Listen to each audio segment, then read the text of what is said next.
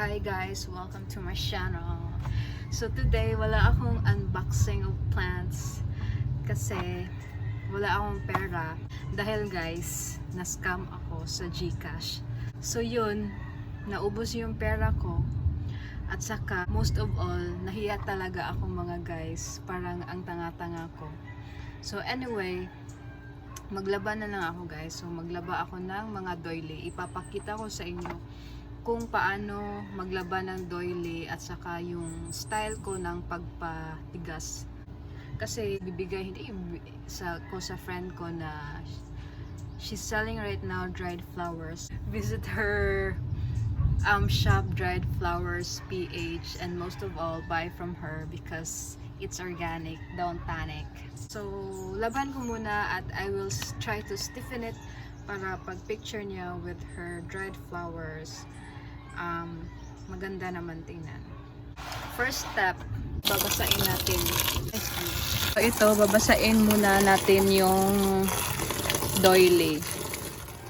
Next is maglagay tayo ng sabon. Syempre, kasi naglaba ka nga.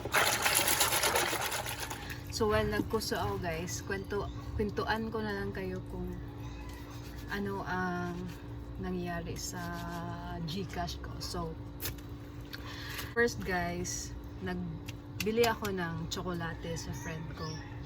Ay, tableya pala. So nag-send ako ng payment.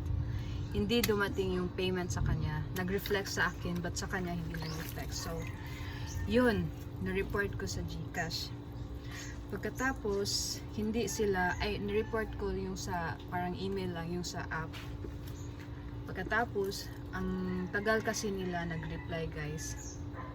And then, na-worry na ako kasi, di ba, hindi pa na-receive ang payment ng seller ng tableya, yung friend ko. At then, nag-start pa kasi siya, start pa siya nag-business ng tableya. Mahiya man ako, di ba, hinimo na yung tableya pagkatapos wala pa nadating yung bayad. So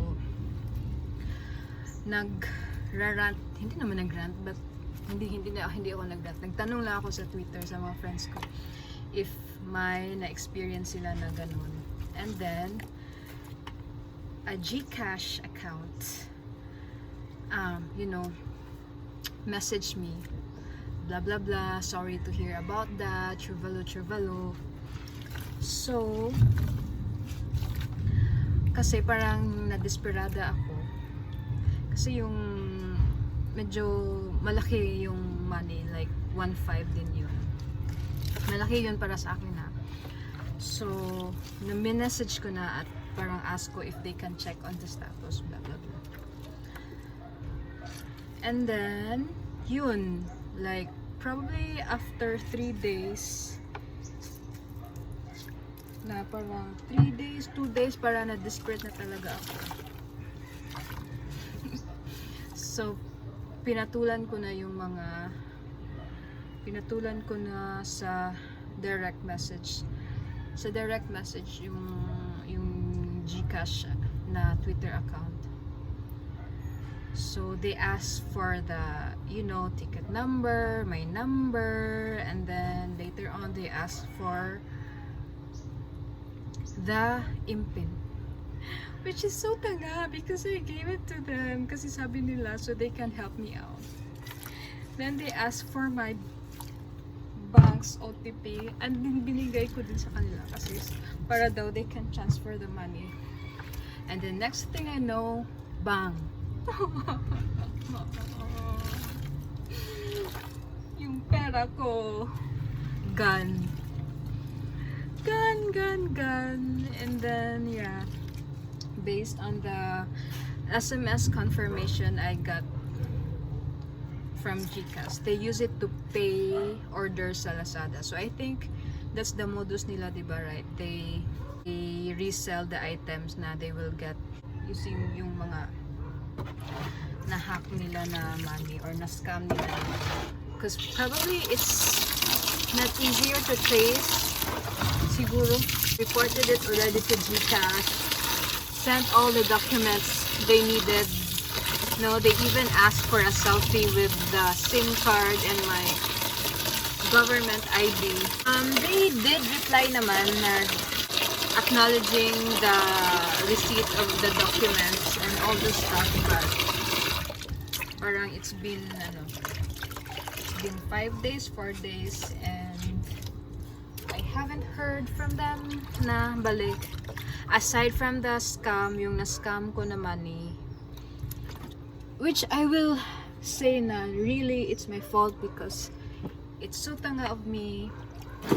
So aside from the Gcash, from the money yung sa scam na nawala, I also did not get yet a concrete feedback regarding yung pambayad ko sana ng tabliya. Yun, parang maghanap na lang tayo ng silver lining. Ano na lang, parang okay lang mawala ang pera, wag lang ang panlasa. So yun na ang kwento ko about sa ano. So please be very careful. To think excited pa naman ako sa Gcash. Talagang when the Gcash happened, I even like yung mga sa online sellers na friends ko, talagang ipopromote ko na, uy, mag Gcash na kayo because it's easier, blah blah. And now I'm like telling them, hey, be careful. Be careful sa Gcash. Maybe you should have PayPal or one thing kasi with Gcash, yung transaction history nila is not like instant update. So that's one thing. And then I guess maybe because I don't know how Gcash really make money, and there's really no parang, how do you call that, real parang concrete connection of how they're making money from you. Parang somehow it's hard to demand from them, but still sana mag-demand naman. Yeah, I hope they just because parang we're getting the service for free, they won't. I'm not gonna rant na lang on how, because they're probably gonna say, ay, ang tanga mo naman kasi, blah blah blah. Tapusin ko lang itong i-rinse. So guys, para to stiffen up, or para kasi to stiffen up at parang may shiny effect yung sa Doily nyo, I use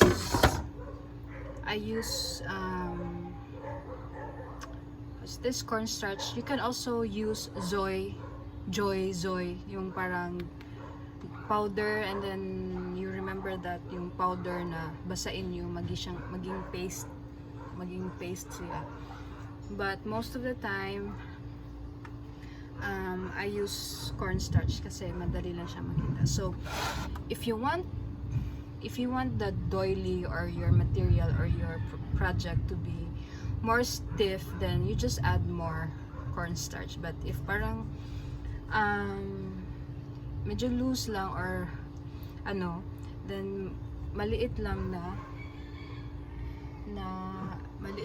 amount no cornstarch ang ilagay niyo. So for this one I'll just add I want this to be parang more flowy kasi, so I don't want it to be very stiff. Or actually I can just hang this, patuyuin ko na lang, and I'll just use it's like parang spray. Pag plancha mo, there's a spray now with starch. You can also use that. It's not really that stiff, but to make it like medyo makintab lang yung doily.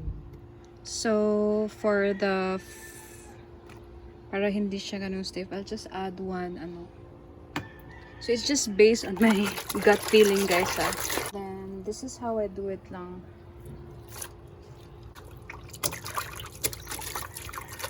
Then after that, then I'll just squeeze this a bit to remove the water lang. Then hang it na.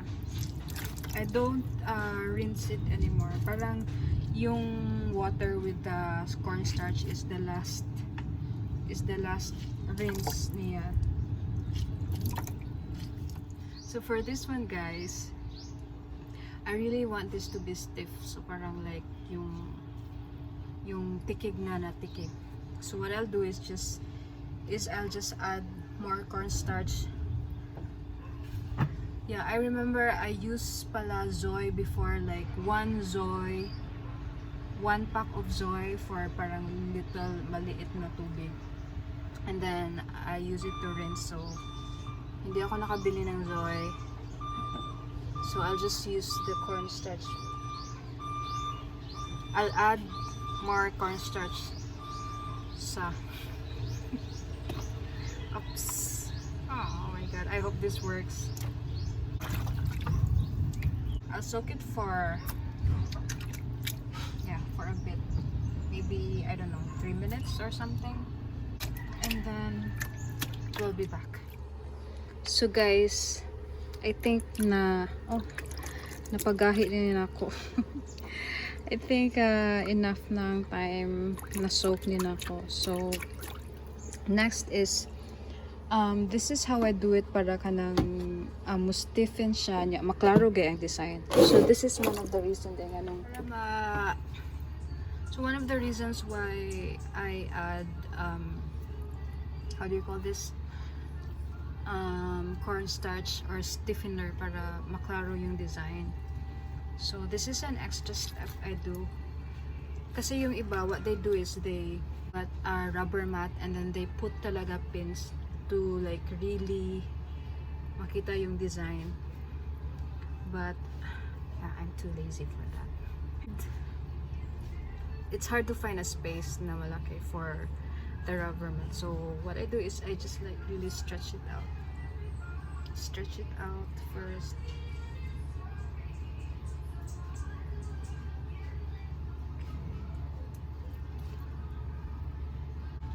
A flat surface.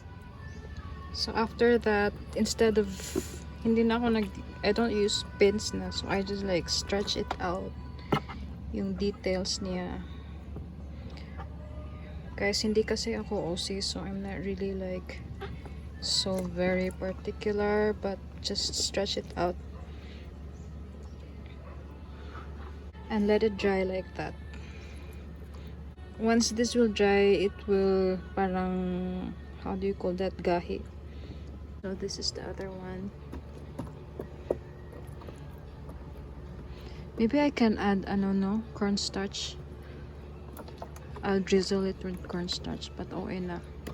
Kasi diba, mas maganda yung super stretch out and then nakita yung design. Though may doily naman na parang yung beauty niya is parang yung naka-loose and all. Depende lang kung how do you wanna use it. But I did it this way kasi I think my friend, I assume she's going to use it parang backdrop sa photo shoot ng dried flowers niya. So mas maganda na naka-stretch out. Here they are. I think this one is parang, this is more na parang naka-drape lang siya, yung parang naka-flow lang siya. I don't think this is really meant na parang it needs to be so stretched out. But one of my favorite go-to doily pattern. I wish it's super hot ngayon para makabukas na ito mag-dry. Here are the other doilies. So this one is, I just put a small amount of cornstarch to this one because I want this to parang flowing or more of like draping lang siya. And then also this one, these are one of my favorite doily patterns. This one is from Burns Japanese book she gave to me, and this one just like randomly found on Pinterest. Saka yun, handmade rag, hindi na yan included. And it's going to rain. Stay healthy, bye.